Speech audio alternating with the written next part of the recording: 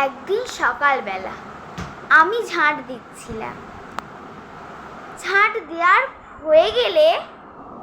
হয়ে গেলে আমি আমার সোনামণির বাবুর কাছে আসছিলাম ওকে ডাকবো বলে।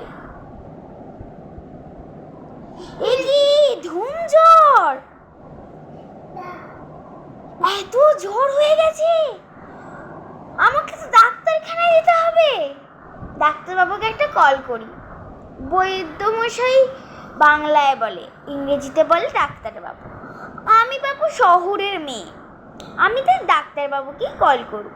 হ্যালো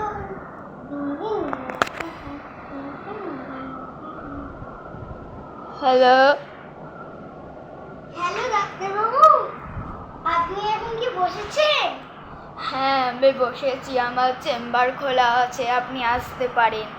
আচ্ছা ঠিক আছে, আমার ছেলেটার জ্বর হয়েছে, আমার ছেলেটাকে আমি একটুখানি হাসপাতালে নিয়ে যাব।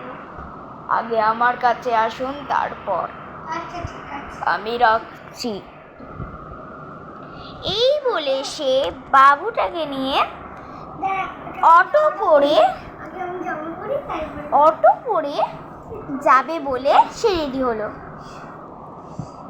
এখন বাবু ধুম জ্বর, বাবু এখন শুয়ে আছে। এবার ওকে কোলে তুলে ওকে অটোতে নিয়ে যাবে।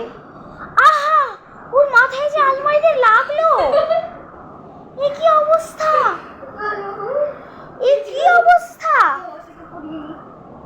ওকে জামা পরাতে গেল।